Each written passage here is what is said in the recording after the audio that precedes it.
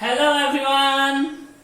तो चलिए आज हमारा नया चैप्टर मजेदार वाला शुरू होने जा रहा है विच इज कॉल्ड ग्रेविटेशन।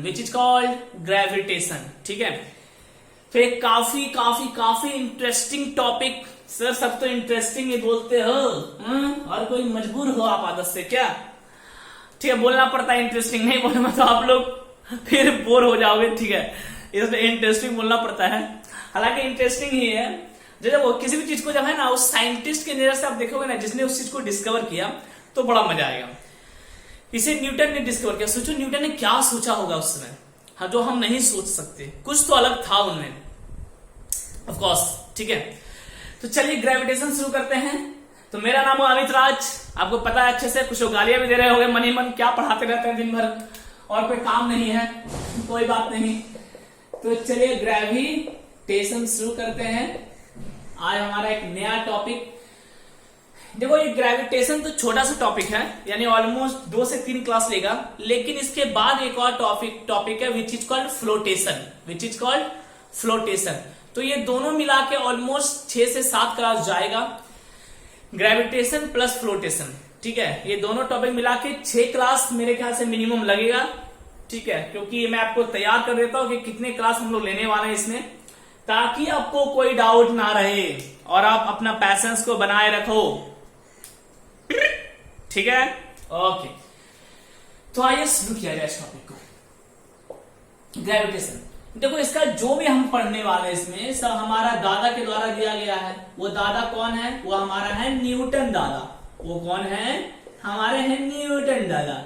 ये भगवान, न्यूटन दादा को पहले उठा लेता क्या? ये ग्रेविटेशन डिस्कवर करने के बाद उठाया, पहले उठा लेता मात हमारे नहीं होता। जहां देखो अपना टांग घुसेड़ दिया इस आदमी ने, है ना।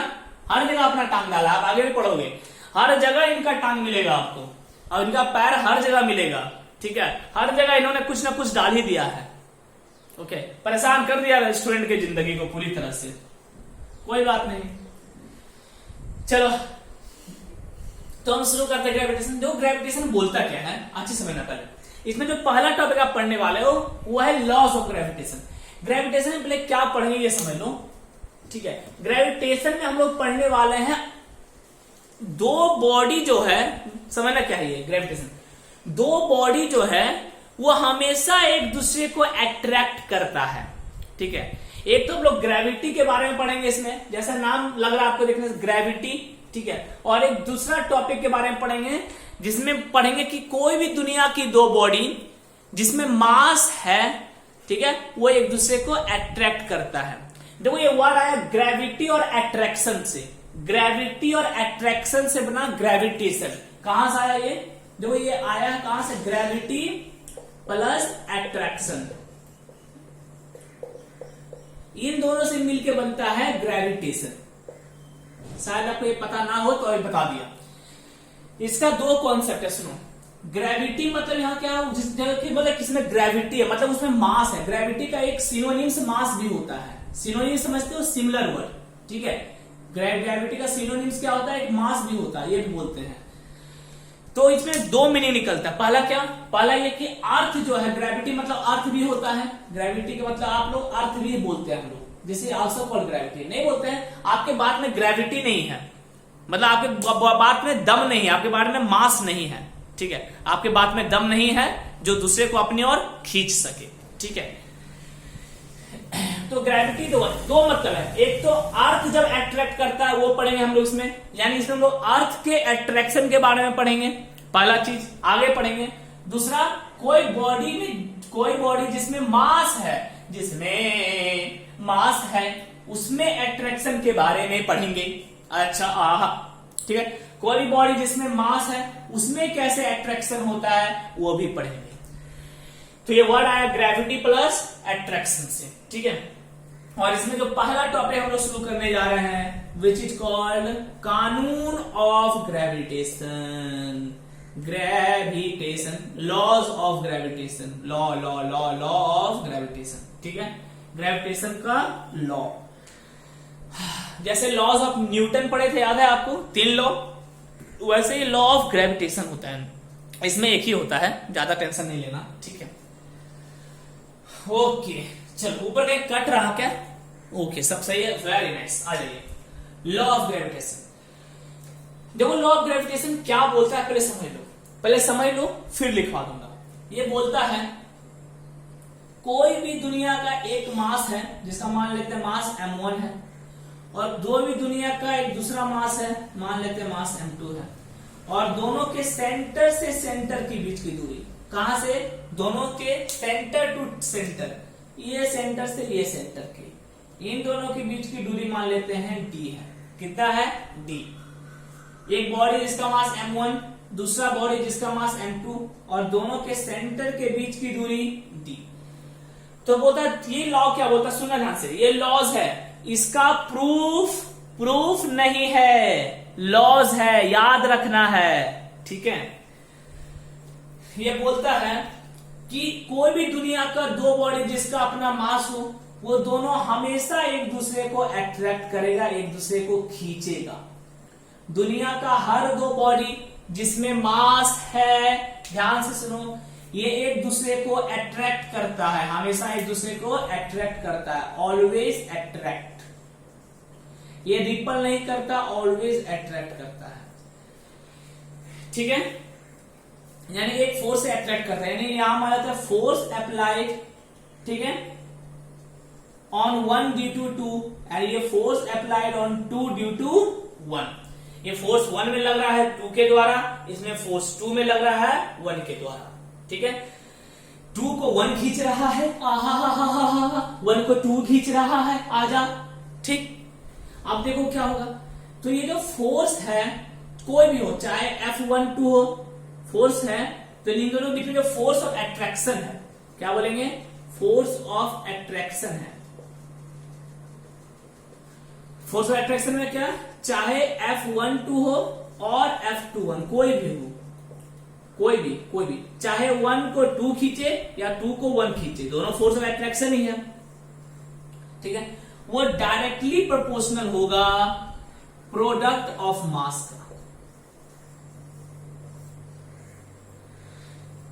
यानी मास जितना ज्यादा होगा फोर्स ऑफ अट्रैक्शन उतना ज्यादा होगा। फोर्स ऑफ अट्रैक्शन में क्या लिखे, तो अभी हम जनरल फोर्स ऑफ अट्रैक्शन को F लिख देते हैं, दोनों तो बराबर ही है, चाहे F12 लिखो मैग्नीट्यूड में, या F21 लिखो, इसको मान लेते हैं F। तो पहला क्या निकला, F is directly proportional to M1 into M2, ये मेरा इक्वेशन नंबर 1।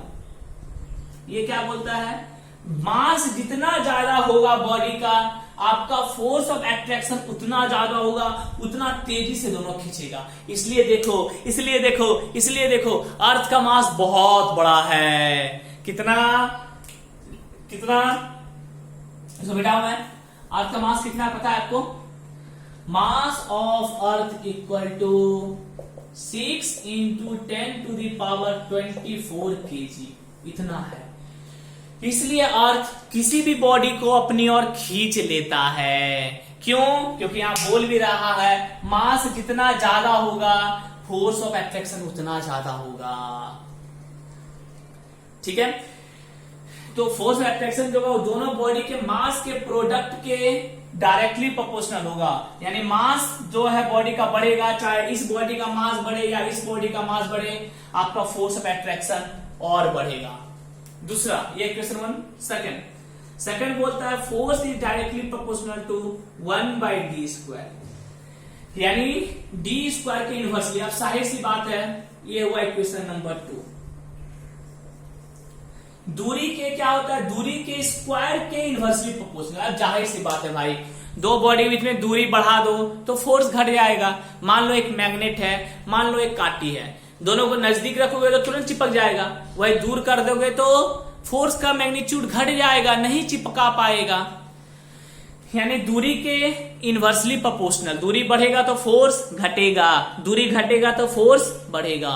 यहां क्या हुआ, दूरी जितना ज्यादा फोर्स उतना कम, दूरी जितना कम फोर्स उतना ज्यादा, यानी F जो फोर्स होगा इनवर्सली प्रोपोर्शनल होगा किसका, दूरी के स्क्वायर का, d²। ठीक है, यहां तक क्लियर हो सब कुछ। अब देखो क्या करेंगे, अब ये सब कुछ डिस्कस करेंगे। अब आ जाओ इधर, अब ऊपर आते हैं, वापस आते हैं काम पे। यानी ऑन कंबाइनिंग इक्वेशन 1 and 2, जब आप दोनों को क्या कर दो, कंबाइन कर दो। ये क्या दे रहे हैं, ये है derivation for law of gravitation. Law of gravitation का ये डेरिवेशन है, ठीक है।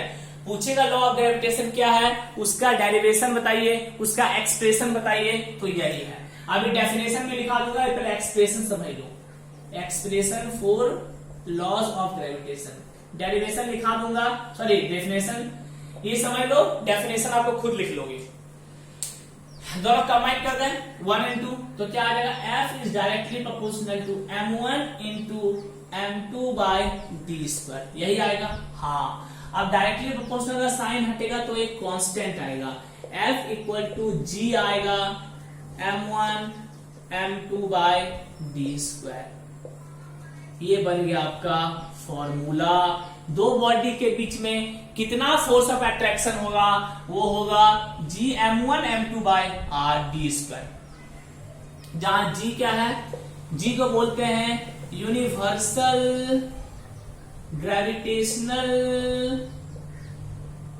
Gravitational constant. यूनिवर्सल, इसको विंडो ग्रेविटेशनल कांस्टेंट नहीं बोलते, इसको इंडिया ग्रेविटेशनल नहीं बोलते, इसे अमेरिका ग्रेविटेशनल नहीं बोलते, यूनिवर्सल ग्रेविटेशनल बोलते हैं।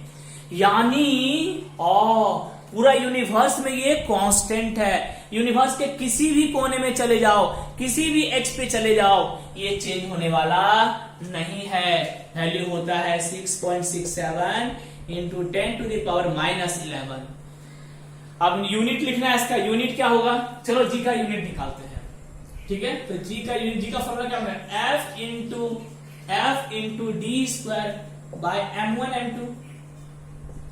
F का यूनिट न्यूटन, डी स्क्वायर का metre square by M mass KG into KG यानी केजी स्क्वायर। तो यूनिट क्या बन गया, ये हो गया एसआई यूनिट किसका, जी का, एसआई यूनिट ऑफ जी क्या बना, न्यूटन मीटर स्क्वायर पर केजी स्क्वायर। ये होता है जी का वैल्यू। इसको याद रखना है, इस पे एक्सपेरिमेंट करना है नहीं। एक्सपेरिमेंट करोगे तो आपके दादा परदादा सब गुजर जाएंगे, फिर भी ये वैल्यू नहीं आने वाला, क्योंकि ये बहुत लंबे समय में बहुत सारे साइंटिस्ट का इसमें कंट्रीब्यूशन है। ऐसा नहीं सिर्फ न्यूटन ने कंट्रीब्यूट किया, उससे पहले भी बहुत सारे साइंटिस्ट आए जिन्होंने थोड़ा थोड़ा करके कंट्रीब्यूशन दिया है। हाँ, न्यूटन ने फाइनलाइज कर दिया इसको, जो आपको सामने प्रेजेंट कर दिया, लेकिन कंट्रीब्यूशन बहुत सारे लोगों का है, बहुत सारे लोगों ने सेक्रीफाइस किया इसके पीछे। पूरा यहां से समझ में आया, यही ये है, इसी को बोलते हैं लॉज ऑफ ग्रेविटेशन का फॉर्मूला। ये फॉर्मूला क्या बताएगा, ये फॉर्मूला बताएगा दुनिया का कोई भी दो मास लो, वो दोनों कितने फोर्स से एक दूसरे को अट्रैक्ट कर रहा है, उसका ये फॉर्मूला है। क्या करेंगे, आपको निकालना ये पेन और ये पेन कितने फोर्स से एक दूसरे को अट्रैक्ट कर रहा है। कुछ मत करो, जी का वैल्यू रख दो, इस पेन का मास रख दो m1, इस पेन का भी मास रख दो m2, और जितने दूरी पे ये दोनों पेन को रखे हो ये तो नाप सकते हो, आपके पास स्केल है ही, बस उस दूरी का स्क्वायर कर दो, सॉल्व कर दो, आपका आ जाएगा ये दोनों कितने फोर्स से एक दूसरे को अट्रैक्ट कर रहा है। हा है ना मजेदार, है ना। पूरा उतारो, फिर लॉज ऑफ ग्रेविटेशन का मैं डेफिनेशन लिखवा देता हूं, जल्दी से उतारो इसको। फर्स्ट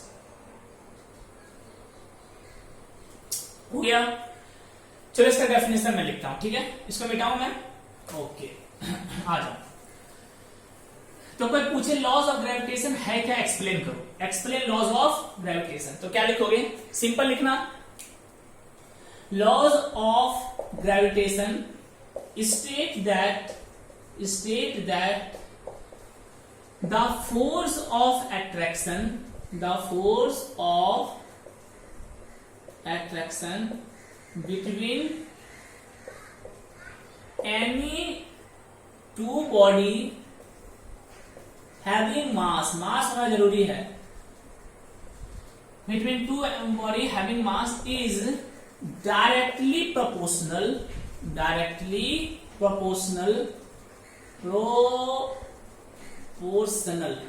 खुद से बनाना, direct to the product of their masses, product of their masses and inversely proportional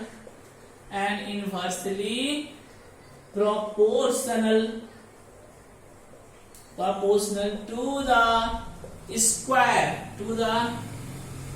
square of separation between them, दूरी, separation between them।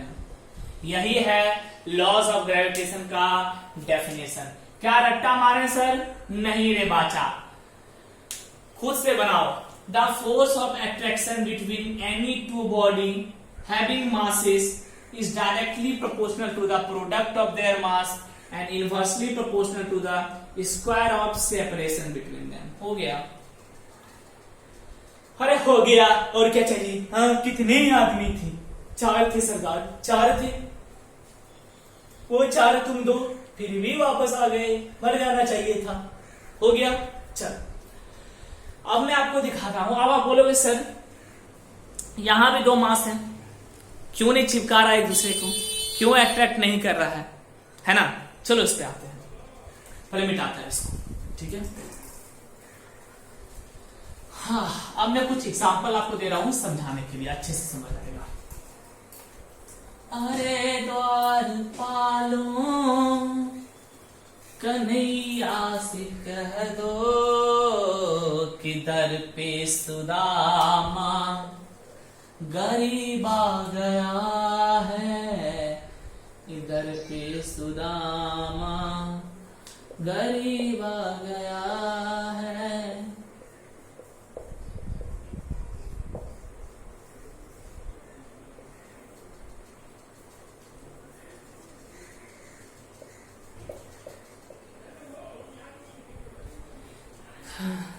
चलो ठीक है, आओ देखो, आप समझते हैं कि अर्थ के केस में ऐसा क्या होता है कि अर्थ को दिखता है, देखो अट्रैक्ट कर रहा है, नीचे जा रहा है। नीचे क्यों जा रहा है? क्योंकि अर्थ खींच रहा है। तो अर्थ के केस में ऐसा क्या हो रहा है कि हमें दिख रहा है कि अर्थ खींच रहा है, लेकिन 2 बॉडी के केस में ऐसा मुझे दिखता ही नहीं है कि 2 बॉडी कहीं पे एक दूसरे को खींच रहा हो। देखो, ये मानो बॉडी और एक ये बॉडी है, क्या आपको कहीं दिख रहा है कि दोनों एक तो चिपक गया, जाके खींच रहा हो, चिपक गया? नहीं, ऐसा नहीं होता। ऐसा क्यों नहीं हो रहा है? ऐसा क्यों नहीं हो रहा है? ऐसा इसलिए नहीं हो रहा है क्योंकि आप समझेंगे क्यों नहीं हो रहा है, ठीक है? देखो, पहले अर्थ कैसे बात करते, सुनो। एक अर्थ है, मास कितना इसका होता है? Mass of earth equal to 6 × 10⁻24 kg। और एक कोई भी छोटा सा बॉडी है जिसे आप अर्थ पे गिरा रहे हो, मान लेते हैं इसका m2 इक्वल टू 1 kg का बॉडी है, ठीक है? ठीक है, और दूरी कहां से लेना है? सेंटर टू सेंटर, यानी इसका भी अपना यहां से कुछ दूरी होगा और इसके सेंटर तक, यानी इसका रेडियस और ये दूरी, यही टोटल होगा दूरी। अरे भाई, यहां से इसके यहां से यहां तक का दूरी क्या लेंगे? दोनों के बीच के सेंटर का सेंटर। चलो, इसका रेडियस कितना होता है अर्थ का? अर्थ का रेडियस पता है आपको? 6400 किलोमीटर, इतना होता है। ये रेडियस किसका है? अर्थ का, ठीक है? 6400 किलोमीटर। मीटर में लिखेंगे कितना आ जाएगा? 6 4 1 2 और इसका 3, 1 2 3 मीटर। ये दूरी मान लेते हैं कितना है? ये दूरी मान लेते हैं 10 मीटर से गिरा रहे हैं, ठीक है? कितना हाइट से गिरा रहे हैं? 10 मीटर से गिरा रहे हैं, यानी टोटल डी कितना हो जाएगा मेरा? डी टोटल हो जाएगा 6 4 1 2 3 4 5 प्लस 10। अब देखो, अब एक चीज बात सुनना, अच्छे सुनना। जब हम लोग अर्थ का केस लेते हैं, टोटल डी क्या हो जाएगा? यहां से यहां तक दूरी, यहां से यहां तक पूरा दूरी जहां से गिरा रहे हो, यही तो टोटल दूरी है दोनों के बीच में। m1 m2 तो पता है मुझे, चल गया, ठीक है? टोटल डी एक्चुअल में क्या होगा? ये दूरी प्लस ये दूरी, दोनों को जोड़ दोगे। हाँ, एकदम एग्री करते हो, एक्चुअल डिस्टेंस यही होगा। लेकिन सुनो, ये क्या है? ये समंदर है, इतना बड़ा वैल्यू है, इतना बड़ा वैल्यू में आप 10 जोड़ेंगे तो क्या कोई फर्क पड़ेगा? नहीं। तो नियरली इसको हम 6 4 पे इतना ही लिख देते हैं। ऐसा इसमें नहीं, कोई भी न्यूमेरिकल होगा जिसमें मीटर, ये दूरी जो है वो अर्थ के केस में बता रहा है, अर्थ के केस में कोई भी न्यूमेरिकल जिसका ये वैल्यू बहुत कम है, जैसे 10 मीटर या 5 मीटर या 2 मीटर या 12 मीटर, ये सब दूरी से अगर कोई बॉडी को गिरा रहे हो तो इसको हम नेग्लेक्ट कर देंगे। क्यों नेग्लेक्ट कर रहे हैं इसको? क्योंकि ये अपने आप में इतना बड़ा दूरी है कि इसमें 10 जोड़ने से कोई फर्क नहीं पड़ेगा, बेकार में आपका जो कैलकुलेशन है वो टफ कर देगा। ये 10 जोड़ने से कोई फर्क नहीं पड़ने वाला इसमें। भाई समंदर से एक लोटा पानी जोड़ दो, कोई फर्क पड़ेगा? नहीं पड़ेगा। ये समंदर है यार।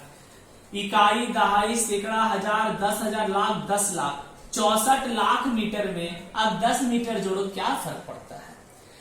तो नियरली इसको इतना ही लिखें। कब फर्क पड़ेगा? सुनो, फर्क तब पड़ेगा जब ये दूरी इतना ना होकर ऐसा हो, 2000 मीटर से गिरा रहे हो, 5000 मीटर से गिरा रहे हो, 10,000 मीटर से गिरा रहे हो, तब जाके फर्क पड़ेगा। उस केस में इसको नेग्लेक्ट नहीं करना है, इसको ऐड करना है। बात समझ में आया? जब आप के साथ डील कर रहे हो तो छोटे छोटे दूरी को जोड़ने में ज्यादा टाइम पास नहीं करना है, छोड़ देना है। जब बड़ा बड़ा दूरी आए 2000 मीटर, 5000 मीटर, 10,000 मीटर, तब ऐड करके सॉल्व करना है, तब यहाँ पे ऐड करना है, क्योंकि ये बहुत बड़ा बड़ा डिस्टेंस है, इसको आप नेग्लेक्ट नहीं कर सकते, तब आपको जोड़ना होगा। पहले इतनी बात क्लियर हुई, कब जोड़ना है कब नहीं जोड़ना। सर इसको हम जोड़ के बनाएंगे तो क्या प्रॉब्लम है ये बताओ? इसको जोड़ के बनाओगे भैया तो कोई प्रॉब्लम नहीं, आप बनाओ। क्या करोगे? जोड़ोगे तो यही आएगा 6 4 1 2 3 1 0, यही तो करोगे ज्यादा। क्या करोगे आप? तो बनाओ, जोड़ के बनाओ, कोई गलत नहीं, आप बिल्कुल सही है। जोड़ के बनाओगे ज्यादा एक्यूरेट आंसर आएगा, बिल्कुल आएगा। लेकिन आपका कैलकुलेशन इतना टफ हो जाएगा, क्योंकि देखो इसमें हम डायरेक्ट 0 0 0 0 0 0 0 उड़ा देंगे, नीचे कोई 0 होगा तो डायरेक्ट 0 कट जाएगा, लेकिन क्या यहां काट पाओगे? नहीं, ये कैलकुलेशन को बहुत टफ कर देगा। तो छोटा छोटा जो डाटा होता है वो कैलकुलेशन को बहुत कॉम्प्लिकेटेड कर देगा। ठीक है, इसमें इसको जोड़ के करने की जरूरत नहीं है, इसलिए आपको ये करने की जरूरत नहीं है। आप में भूत सवार है, हम तो करेगा ही, हम सही बनाएगा एकदम, तो आप जोड़ के बना सकते हो, कोई काटने वाला आपको नहीं है, बिल्कुल एक्यूरेट आंसर आएगा। ठीक है, पता है आंसर है, बस पॉइंट में अंतर होगा, इससे बनाओ या इससे बनाओ, बाकी कुछ नहीं। चलो आ जाओ, इधर मिटा दो मैं। कब करना है? जब बहुत बड़ा बड़ा दूरी रहे तब जोड़ना है, छोटा छोटा में टाइम पास नहीं करना। ठीक है, चलो डी निकल गया। अब दिखाते हैं हम फोर्स, कितने फोर्स से अर्थ खींच रहा है। तो F equal to G m1 m2 by R square.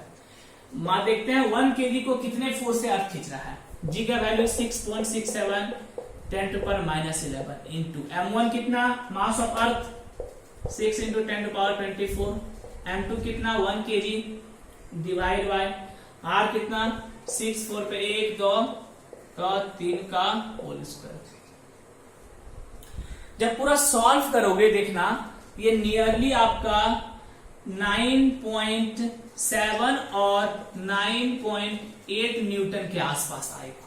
ठीक है, आप नियरली इसको 10 न्यूटन भी बोल सकते हो, मैं नहीं बोल रहा हूं ये नाम लिखो, लेकिन 10 न्यूटन बोल सकते हो नियरली।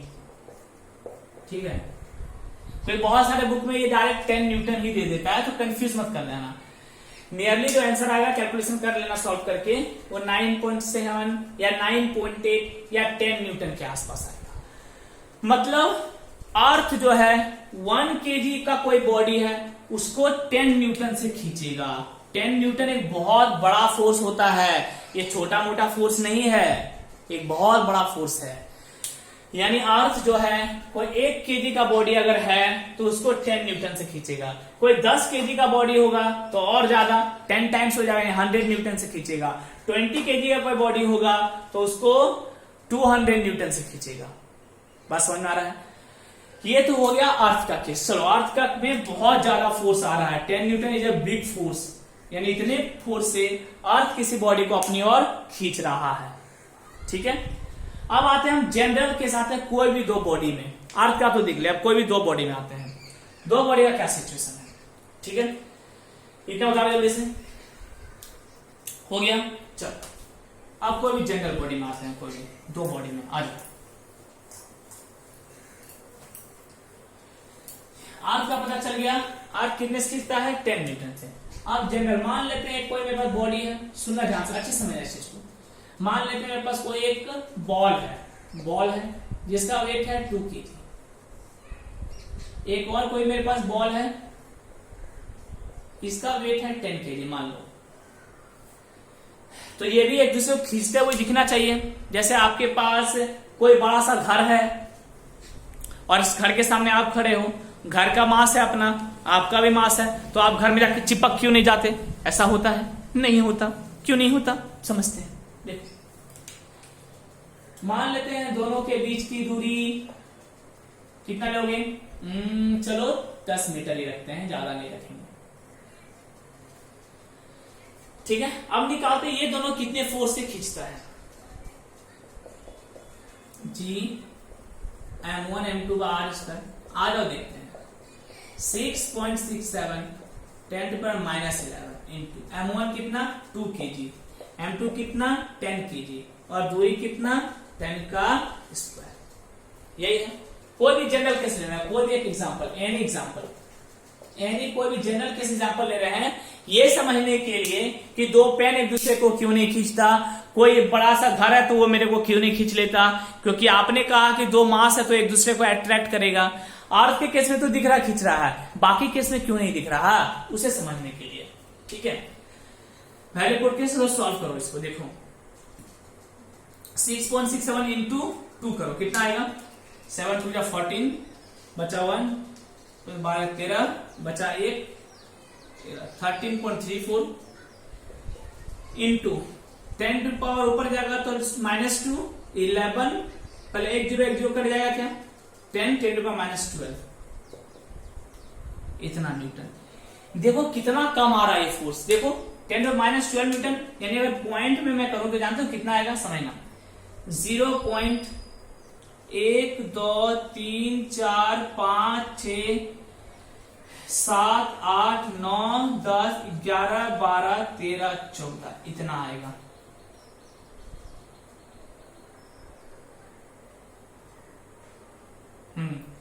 एक 2 3 4 5 6 7 8 9 10 11 12 13 14, ठीक, इतना न्यूटन।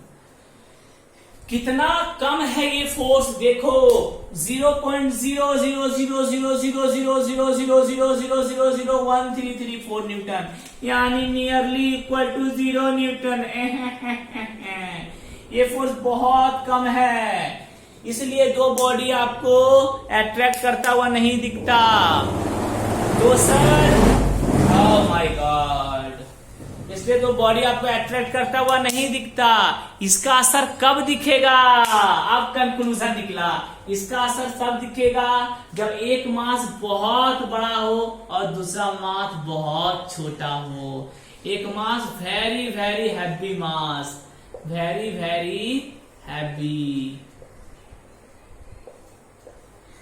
कब असर दिखेगा? जब एक मास बहुत बड़ा हो, मास बहुत ज्यादा हो। जैसे अर्थ का मास कितना होता है? 6 × 10⁻24 kg, ऐसा मास चाहिए, तब इसका असर दिखेगा।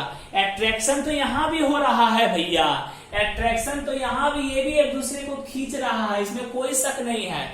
खींच तो रहा है लेकिन बहुत कम फोर्स से खींचा जा रहा है। देखो कितना कम फोर्स आया, 0.00000, बहुत कम फोर्स लग रहा है और इसलिए आपको ये चिपकता हुआ नहीं दिख रहा है। लेकिन अर्थ के केस में इतना ज्यादा मास है कि, और एक इतना छोटा मास है कि यहां पे आसानी से खींच लेता है, यहां पे असर आपको दिख जाता है। मतलब ग्रेविटेशन लॉ, ये जो है लॉज ऑफ ग्रेविटेशन का असर तभी दिखेगा जब एक मास बहुत बड़ा है और एक मास बहुत छोटा है, या फिर दोनों मास बहुत बड़ा बड़ा है। अब सबका एग्जांपल देता हूं। जैसे सन एंड अर्थ, आपको पता है अर्थ सन के चारों ओर ट्यू ट्यू ट्यू घूमता रहता है। क्यों? क्योंकि सन अर्थ को अपनी ओर खींचता है। यहां दोनों का मास बहुत बड़ा बड़ा है, इसलिए यहां असर दिख रहा है। मून सन अर्थ के चारों ओर ट्यू ट्यू घूमता रहता है, ये भी क्या है, क्या वहां मैग्नेटिक फोर्स है? नहीं। क्या इलेक्ट्रोस्टैटिक फोर्स है? नहीं, ग्रेविटेशनल फोर्स है। ठीक है, यही ग्रेविटेशनल फोर्स है जिसकी वजह से मून अर्थ के चारों ओर घूम रहा है। यहां भी दोनों का मास बहुत बड़ा बड़ा है, इसलिए असर दिख रहा है। इससे बहुत स्ट्रांग फोर्स काम कर रहा है। मून को इतना हैवी, मून को लटका के रखा हुआ है स्पेस में, सोचो। ठीक है, क्योंकि मास बहुत ज्यादा, ये बहुत स्ट्रॉन्गेस्ट फोर्स होता है। लेकिन कंडीशन क्या है, मास हैवी होना चाहिए तो ही इसका असर दिखेगा। This force is very very strong, इसको नेग्लेक्ट मत करना इसको देखकर। ठीक है, समझ लो, पूरा सूरज से पूरा सारे प्लेनेट को ये लटका के रखा है ग्रेविटेशनल फोर्स, मून को लटका के रखा है ग्रेविटेशनल फोर्स, सबको लटका के रखा है। सोचो कितना स्ट्रांग होगा। क्या इलेक्ट्रोस्टैटिक फोर्स में इतनी ताकत है? क्या मैग्नेटिक फोर्स में इतनी ताकत है? नहीं है। कंडीशन क्या है, मास हैवी होना चाहिए। छोटा छोटा मास में इसका असर देखने को नहीं मिलेगा, क्योंकि बहुत कम फोर्स काम करता है। काम तो करता है, कम काम करता है। जल्दी से इसको आप नोट डाउन करो। चलिए, कुछ इंपॉर्टेंट फिनोमिना है, ठीक है, ग्रेविटेशनल फोर्स का, जो आपको समझना अच्छे से। ठीक है, बहुत इंपॉर्टेंट फिनोमिना, यानी ग्रेविटेशनल फोर्स किस किस चीज में हेल्प करता है। ठीक है, देखो, gravitational force between sun and earth, आपको ये पता है। ठीक है, gravitational force between sun and earth, earth और सन के बीच में ग्रेविटेशनल फोर्स काम करता है। यहां लिख सकते हो, which keeps the earth rotate, which keeps the earth rotate around the sun। Add कर लेना थोड़ा सा, the gravitational force between sun and earth which keeps the earth rotate around the sun, which keeps the earth rotate around the sun, यहां लिख लेना। ठीक है, दूसरा एप्लीकेशन ग्रेविटेशनल फोर्स का पूछे तो क्या है, the gravitational force between earth and moon which keeps the moon rotate around the earth, which keep the moon rotate around the earth। ये पता चल गया, ग्रेविटेशनल फोर्स की वजह से ही मून अर्थ के चारों ओर घूमता है। तीसरा बहुत इंपॉर्टेंट, और चौथा भी बहुत इंपॉर्टेंट, ये दोनों अच्छे समझना, थोड़ा सा नया है आपके लिए इसलिए। Gravitational force cause low tide and high tide due to pull of earth and moon. देखो इसमें होता क्या है, ये जो समझना, ये हमेशा काम करता है। एक्चुअली क्या होता है, अर्थ और मून दोनों एक दूसरे को जब स्ट्रांगली खींचने लगता है, तो आपको पता है अर्थ के सरफेस पे क्या है, पानी जमा हुआ है। ये अर्थ हो गया, अर्थ के सरफेस पे बहुत सारा वाटर है, बहुत सारा वाटर है अर्थ के सरफेस पे। तो जब मून और अर्थ के बीच में ग्रेविटेशनल पुल होता है, तो ये वाटर का लेवल जो है वो हाई हो जाता है, क्योंकि पानी भी खींचने लगता है। अरे भाई, पानी भी तो खिंचाएगा ना, तो क्या होता है, ये लेवल अपने आप ऊपर आ जाता है। इसी को बोलते हैं high tide, this is called high tide. पहले पानी यहां तक था, ठीक है, पहले पानी कहां तक था, पहले पानी यहां तक था, अब अपने आप उठ के पानी कहां चला गया, यहां से यहां चला गया। This is called high tide. तो ये किसकी वजह से होता है, ये इन दोनों की खिंचाव की वजह से पैदा होता है। ये आप 10 में पढ़ोगे, हाई टाइड लो टाइड। नहीं, अभी सिलेबस से हटा दिया गया है, इस साल से अब नहीं पढ़ पाओगे, ठीक है, अदरवाइज पहले सिलेबस में ये था आपके, क्योंकि यही है हाई टाइड। ठीक है, high tide and low tide. फिर ये अट्रैक्शन कम हो जाएगा तो फिर पानी गिर जाएगा, उसे बोलते हैं लो टाइड। फिर अट्रैक्शन बढ़ जाएगा, फिर पानी ऊपर खींचेगा, उसे बोलते हैं हाई टाइड। तो ये चलता रहता है 24 घंटे। ठीक है, ये भी होता है ग्रेविटेशनल फोर्स की वजह से।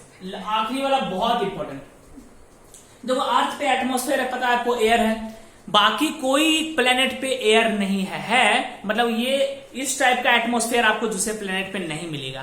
कारण क्या है, हमारा ग्रेविटेशनल पुल जो है वो बहुत स्ट्रांग है। ठीक है, एयर जो है, एयर हमेशा वो, ये अर्थ है, ये लो बता रहा हूं मैं 4 नंबर, सुनना अच्छे से, ये अच्छे सुनना, ये अर्थ है। तो अर्थ से क्या होता है, एयर हमेशा ऊपर भागना चाहता है। सुनो ध्यान से क्या बोला, एयर का टेंडेंसी हमेशा ऊपर भागने की होती है। एयर हमेशा चाहता है हम यहां से बाहर निकले। ठीक है, हर चीज को फ्रीडम है, हर कोई आजाद होना चाहता है, तो एयर भी आजाद होना चाहता है, एयर भी देखो ऊपर भागना चाहता है। लेकिन होता क्या है, अब अर्थ का अपना ग्रेविटेशनल पुल है, अर्थ का मास बहुत ज्यादा है, तो अर्थ क्या होता है, एयर भी क्या है, पार्टिकल्स है। अब पता है एयर क्या है, पार्टिकल्स है, और एयर का भी अपना मास होता है। आप पढ़े हो, इतना तो मेरे ख्याल जानते होगे, air also have mass, air also has mass, air का भी अपना मास होता है, आपको ये चीज पता है। ठीक है, तो देखो होता क्या है, चूंकि हेयर का मास होता है तो अर्थ सारे पार्टिकल को अपने ओर खींचने लगता है, सारे एयर को अपने ओर खींचने लगता है, जिसकी वजह से जो एयर है वो प्लेनेट को छोड़कर भाग नहीं पाता, प्लेनेट को छोड़कर भाग नहीं पाता और यहां फंसे रह जाता है। और यही कारण है कि एटमॉस्फेयर का फॉर्मेशन होता है जो आपने चारों ओर देख पा रहे हो। ये जो पूरा एटमॉस्फेयर का एक लेयर बना हुआ है आपके चारों ओर, ठीक है, ये किसकी वजह से है? ये अर्थ के पुल की वजह से है। जिस दिन ये अर्थ का पुल खत्म हुआ सारा हवा निकल के बाहर चला जाएगा, आपको यहां एयर नहीं मिलेगा अर्थ पे, आप करके चले जाओगे। आप बोलो सर मून पे भी तो ग्रेविटेशनल पुल है। हाँ, मून पे ग्रेविटेशनल पुल जानते हो कितना है? अर्थ से 1/6 टाइम्स है। अर्थ पे कितना पुल होगा बात करेंगे। वहां पे जो पुल है वो अर्थ से मून पे जो है वो अर्थ से 1/6 टाइम्स है, यानी 1/6 टाइम्स कम है। यानी मून पे इतना कम ग्रेविटेशनल पुल है कि वहां का सारा एयर आसानी से बाहर भाग जाता है। और यही कारण है कि मून पे कोई एटमॉस्फेयर नहीं है, कोई एयर नहीं है। क्यों? क्योंकि वहां पे ग्रेविटेशनल पुल बहुत वीक है मून का, वो किसी को खींच के नहीं रख सकता। ऐसे मून पे आप जाओगे तो हवा में उड़ने लगते हो, देखे हो ना, टीवी में तो देखे होगे, ठीक है।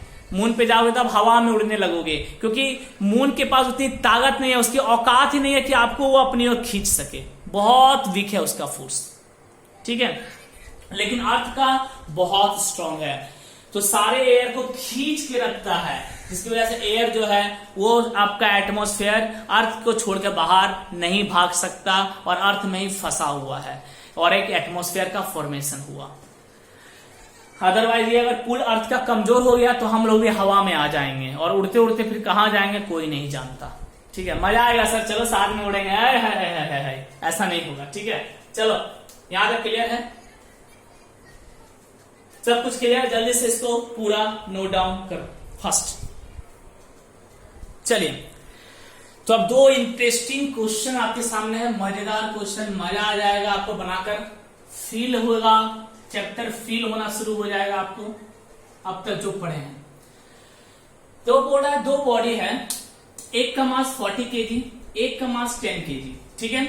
बड़े वाले बॉडी का रेडियस है 10 मीटर, छोटे वाले बॉडी का रेडियस है 2 मीटर और दोनों के यहां से यहां तक का दूरी है 4 मीटर, ठीक है। तो बोल रहा है दोनों के बीच में फोर्स ऑफ अट्रैक्शन निकालिए, दोनों के बीच में फोर्स ऑफ अट्रैक्शन निकालिए। ये क्वेश्चन बनाने से पहले एक इंपॉर्टेंट बात बताना चाहूंगा आपको, इस, ठीक है, कि लॉ ऑफ ग्रेविटेशन जो है, सुनो ध्यान से, लॉ ऑफ ग्रेविटेशन बहुत इंपॉर्टेंट बात। लॉ ऑफ ग्रेविटेशन के द्वारा जो ग्रेविटेशनल फोर्स एक्ट होता है, लॉ ऑफ ग्रेविटेशन के अंदर ही आता है ग्रेविटेशनल फोर्स। ग्रेविटेशनल फोर्स जो कितना होता है, F=G m1 m2 by r square, r square d square बोलो, कुछ लोग दूरी को r मानते तो r स्क्वायर होता है, ठीक। ये जो ग्रेविटेशनल फोर्स एक्ट होता है 2 मास के बीच में, इसको सेंट्रल फोर्स भी बोलते हैं। This is also called central force. इसका दूसरा नाम क्या है? Central force. ऊपर पूछे तो याद रखना, कोई अगर नाम बदल के बोल दे सेंट्रल फोर्स तो कंफ्यूज मत हो जाना, सेंट्रल फोर्स क्या है, सर तो पढ़ाए ही नहीं। ग्रेविटेशनल फोर्स को ही सेंट्रल फोर्स बोला जाता है। क्यों बोला जाता है, उसी पे ये क्वेश्चन है, बहुत अच्छा कॉन्सेप्ट। अभी समझ लो पहले क्यों बोला जाता है। मानो एक बॉडी है, एक दूसरा बॉडी है, मैं क्या बोला, दूरी कहां से लेना है, सेंटर से सेंटर का दूरी लेना है, दूरी ये होगा, लेकिन दूरी ऐसा लेना है, ठीक है, ताकि जो 2 बॉडी, याद रखना, जो फोर्स लगाता है एक दूसरे को वो सेंटर से लगाता है, यानी ये अपने सेंटर से इसके सेंटर को खींचता है और ये अपने सेंटर से इसके सेंटर से खींचता है। भाई पूरा मास को सोचो तो एक तरह से यहीं पे तो फोकस है, सेंटर पे तो फोकस है, ठीक है। इसका पूरा मास सेंटर फोकस को सेंटर ऑफ मास बोलता है। पढ़ो, जैसे ये बॉडी है, अगर मैं एक फिंगर पे बैलेंस कर लूं, ऐसे करे, देखना ध्यान से, थोड़ा सा नहीं हुआ, देखो बैलेंस हो गया, दिख रहा है। मतलब हम बोल सकते हैं ये पूरे बॉडी का जो मास है वो यहां पे फोकस है। हाँ, क्यों? क्योंकि यहां से ये पूरा बॉडी बैलेंस हो गया, ठीक है। इसी तरह पूरा स्फीयर का मास हम लोग मानते हैं इसके सेंटर पे फोकस है, इसका पूरा मास मानते हैं कहां पे? इसके सेंटर पे फोकस है। यानी जब भी दो बॉडी एक दूसरे को खींचता है तो सेंटर टू सेंटर खींचता है, ये अपने सेंटर से इसके सेंटर को निशाना बनाएगा, या अपने सेंटर से इसके सेंटर को निशाना बनाता है, और इसलिए इसको सेंट्रल फोर्स बोला जाता है। ऐसा नहीं कि ये यहां से खींच रहा है और ये यहां से खींच रहा है, नहीं, ये गलत है, ठीक है। सिमेट्री होना चाहिए, देखो इसके चारों ओर सिमेट्री है, इसके भी चारों ओर सिमेट्री है ना, इसे इसको सेंट्रल फोर्स बोलते हैं। ये एक सेंटर बॉडी का एक सेंटर और दूसरे बॉडी का दूसरा सेंटर, ये सेंटर टू सेंटर एक्ट होता है, this is called central force, इसलिए, ठीक है। यहां समझ में आया? इसको जल्दी से उतारो पूरा, फास्ट फास्ट फास्ट, टक टक टक, हो गया, चलो उतार लिए, चलो अब इस क्वेश्चन में आते, देखो इस क्वेश्चन समझना, बहुत अच्छा क्वेश्चन है ये। आप फटाक से लिखे होगे G m1 m2 by r square. बोला find force of attraction between body, दोनों के बीच में फोर्स ऑफ एट्रैक्शन निकालिए। आपका दिमाग चलता है बहुत ज्यादा है तो आप ये लगा दोगे, जी के जगह 6.67 10 to power -11, m1 के जगह 40, m2 के जगह 10, और दूरी दोनों के बीच में कितना? 4 का स्क्वायर, और ये पूरा गलत हो जाएगा। हाँ, क्यों गलत हो गया समझो। मैक्सिमम लोग 95% लोग यही करेंगे। अभी बोला था ये सेंट्रल फोर्स है, क्या होता है? सेंटर से सेंटर एक्ट होता है, तो डिस्टेंस कौन सा लेना है? एक सेंटर से दूसरे सेंटर से, ये होता है सेंटर फोर्स। तो कैसे करना होगा सर, समझो, जो कैसे करना है इसमें अच्छे समझना इस क्वेश्चन को, बढ़िया क्वेश्चन है। एक बॉडी का सेंटर यहां था, दूसरे बॉडी का सेंटर यहां, यानी ये अपने सेंटर से इसके सेंटर को निशाना बनाएगा, इसको खींचेगा अपनी ओर, और ये इसको, ये जो है इसको अपनी ओर खींचेगा, और ये जो है इसको अपनी ओर खींचेगा, ठीक है, समझ आ रहा है? यानी सेंटर के बीच का दूरी ये लेना है आपको, this is the distance between the centre, ये दूरी होगा, ये वाला दूरी आपको नहीं लेना, सेंटर टू सेंटर डिस्टेंस लेना है यार। एक सेंटर यहां पे ये है, दूसरा सेंटर ये है, ये दूरी लेना है। तो नीचे का दूरी कितना है? 4 मीटर, नीचे का दूरी कितना है? 4 मीटर, समझते जाओ, ठीक है। ये दूरी कितना है यहां से यहां तक का? 10 मीटर। ये दूरी कितना है? 2 मीटर, ठीक। अब आपको ये चाहिए, अब तो इसको मैं अगर यहां से कनेक्ट करूं, देखना ध्यान से, ऐसा अच्छे समझना इस चीज को, क्या ये बेस हो जाएगा मेरा? देखो ए बी, क्या ये बेस हो जाएगा? हाँ, कितना बेस हो जाएगा? 4 मीटर का। हाँ, ये देखो यहां से यहां तक, ओ से लेकर ए तक, ये हाइट हो जाएगा। हाँ, कितना? 10 में से ये 2 वाला नीचे का माइनस कर देंगे, यानी हाइट निकल जाएगा 8 मीटर। हाँ, अभी दिखा सर, अभी दिखा, अभी मेरे को सब क्लियर कर दिखा, समझ में आया? ये बेस हो गया यहां से यहां तक का, देखो मिला दिया, ये 4 तो ये भी 4 मीटर, और ये हाइट हो गया, देखो ब्लू वाला जो डार्क कर रहा हूं मैं, डार्क कर रहा हूं, ये देखो। तो टोटल यहां से यहां तक रेडियस कितना था? 10, ये छोटा वाला 2, तो ये भी 2, तो ये भी 2, तो ये वाला ऊपर का कितना आ गया? 8 मीटर, यानी हाइट हो गया 8 मीटर, बेस हो गया 4 मीटर, तो ये हाइपोटेनियस कितना आ जाएगा?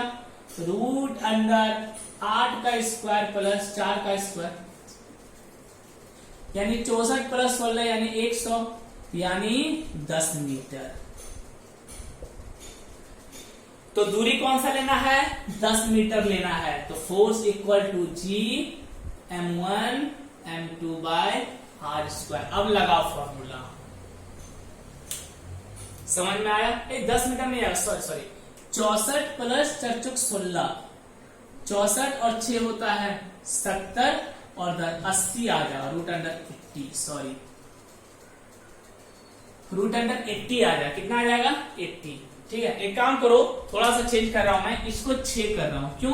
क्योंकि मेरा परफेक्ट निकल जाएगा। इसको 6 मीटर कर रहा हूं नीचे का दूरी, मेरे लिए अच्छा रहेगा, कैलकुलेशन आसान है। ये 6 मीटर करेंगे, ठीक है, तो यहाँ 6 का स्क्वायर हो जाएगा, तो अब रूट अंडर कितना हो जाएगा 64 प्लस 36, अब मेरा आ जाएगा रूट अंडर 100 यानी 10 मीटर। अब सही है, ठीक है, 6 कर दो कोई दिक्कत नहीं है, ओके, अच्छा रहेगा, क्यों कॉम्प्लिकेटेड करा है। और एग्जाम में भी ऐसा ही आता है, जो सुटेबल वैल्यू हो वैसा ही आएगा, टेंशन मत लेना।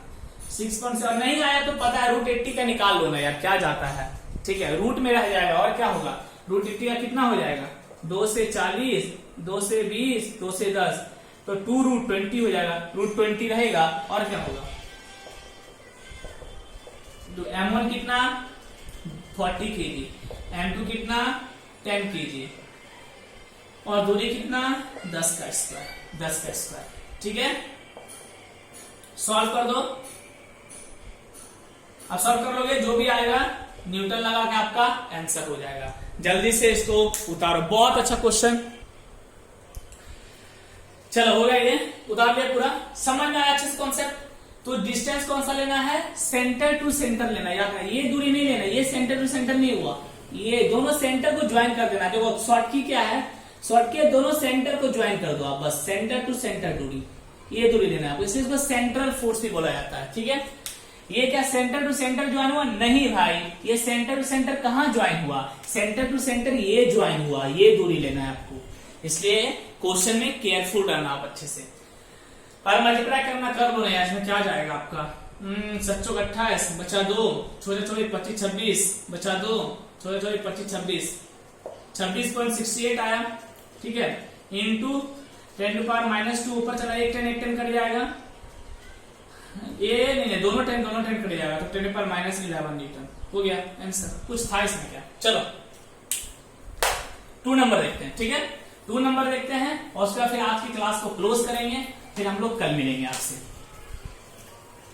गणपति आयो बप्पा रिद्धि सिद्धि लायो, हाँ, by how many times force will increase. देखो ऐसा क्वेश्चन जब भी आए ना, कितने टाइम्स फोर्स बढ़ जाएगा, कितना टाइम्स फोर्स घट जाएगा, तुरंत आप 2 कॉलम तैयार कर लेना, ठीक है, एक आप ओल्ड वाला और एक न्यू वाला, ठीक है। चलो ओल्ड वाले में मास मान लेते हैं हम लोग m है, पहले मानना पड़ेगा, ठीक है। If one of the mass, एक थोड़ा चेंज करो, क्वेश्चन तो गड़बड़ी है, how many times force will increase if one of the mass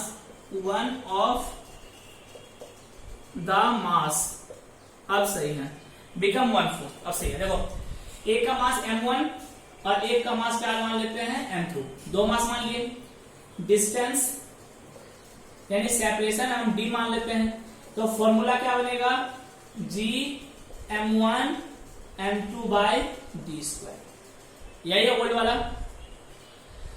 ठीक है। अब नया वाला में आता है, क्या क्या चेंज हुआ सुनो। Board of by how many times force will increase, force कितना बढ़ेगा, कितना इंक्रीज होगा, if one of the mass become 1/4, एक कोई भी एक मास को क्या कर दिया 1/4 कर दिया, कोई भी एक मास को, चाहे इसको या फिर इसको, कोई भी एक मास को 1/4 कर दो।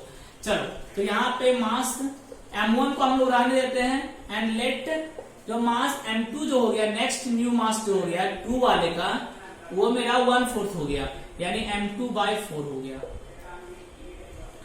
न्यू वाला मास 2 का जो हो गया, क्योंकि तो m2 था, 2 का नया वाला मास, तो नया वाला मास mn लिख दिया न्यू वाले का, किसका 2 का, वो m2/4 कर दिए, क्योंकि बोला कोई भी एक मास, ठीक है, one of the mass become 1/4, कोई भी एक मास को 1/4 हो गया, कोई भी एक मास, तो मान लेते हैं m2 मेरा 1/4 हो गया, ठीक है। चलो and separation between 2 body become 2/3, separation 2/3 हो गया, 2/3 मतलब 2/3, इसी को बोलते हैं 2/3, दिस इज कॉल्ड 2/3। तो सेपरेशन मतलब दूरी कितना हो गया 2/3, यानी न्यू डिस्टेंस जो होगा वो क्या होगा, पुराने वाले का 2/3 यानी 2/3, ये हो गया नया डिस्टेंस। नया वाला मास एक को अनचेंज रखेंगे सेम, क्योंकि कोई भी एक मास को 1/4 करना है, दूसरा वाला मास को 1/4 कर दिए, और नया दूरी 2/3 हो गया पहले वाले का। ठीक है, अब बोला फोर्स कितना टाइम्स बढ़ेगा या घटेगा, इसको मिटा रहे क्वेश्चन को, अब सॉल्व करते हैं। चलो, तो नया फोर्स निकालना है, तो न्यू फोर्स इक्वल टू क्या होगा, जी m1 इंटू एम न्यू 2 वाला तो चेंज किए बाय डी न्यू का होल स्क्वायर। ठीक है, चलो, तो जी m1 तो m1 ही रहेगा, m1 m2 न्यू कितना आ गया मेरा, second m2 by 4, m2 by 4 D new कितना है, नया distance 2d bye 3, 2d bye 3 का होल स्क्वायर। ठीक है, आ जाओ, अब देखो 3 3 से 9 ऊपर चला जाएगा, तो 9g m1 m2 और 2 2 से 4 यही रहेगा, 2 2 से 4 और 4 क्या हो जाएगा, 16 4 चौक 16 हो जाएगा, 2 2 से 4 इंटू 4 16 डी स्क्वायर। अब देखो G m1 m2 by R D square, इसको क्या ओल्ड वाला लिख सकते हैं f, है ना, पुराना वाला को f लिख सकते हैं, हाँ पुराना वाला तो f था, यानी हम क्या करेंगे, जी m1 m2 by D square इतना आपको f लिख देंगे पुराना वाला, तो नया फोर्स कितना आ जाएगा, तो F new equal to 9 by 16 of F, यानी कितना टाइम्स बढ़ गया या कितना टाइम्स घट गया, एक्चुअल में बढ़ा नहीं, 9 बाय 16 टाइम्स हो गया, ये बोला कितना टाइम्स इंक्रीज किया, तो 9 बाय 16 टाइम्स हो गया। ठीक है, नया फोर्स कितना हो गया, 9 बाय 16 टाइम्स हो गया। हाँ, समझ में आया। अब वो घटा या बढ़ा, एक्चुअली घट ही गया है, सोचो पहले वाले का 9 बाय 16 टाइम्स मतलब घट गया है, तो इंक्रीज नहीं किया, फोर्स डिक्रीज कर गया।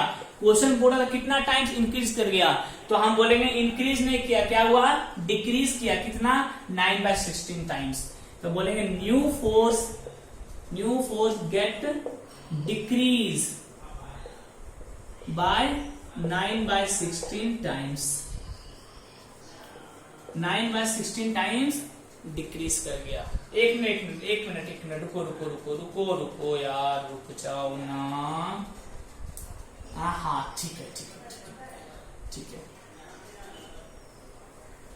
ओके, 16 टाइम मल्टीप्लाई करेंगे, 16 बाय 9 टाइम्स, ठीक है, ओके, तो 9 बाय 16 कितना होता है पता है आपको, 16 दूना 32, 16 48, 16 5 80, 16 चक्कर यानी 0.5 आ जाएगा, ऑलमोस्ट 0.5 टाइम्स हो जाएगा f का, f न्यू।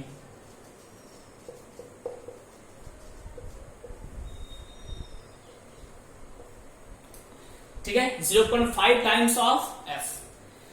ठीक है, अब देखो कैसे बोला डिक्रीज करेगा, चीज समझना, पहले यहां से समझ में आया, इतना पे उतार लो। ठीक है, अब देखो अच्छे से उतार लो यहां तक, 1 2 3 4 5, ठीक, अब देखो इतना है, देखो मान लेते हैं एग्जांपल ले लो आप, let f equal to 10 newton, तो f न्यू कितना आ जाएगा, देखो 0.5 इंटू 10, पॉइंट उड़ेगा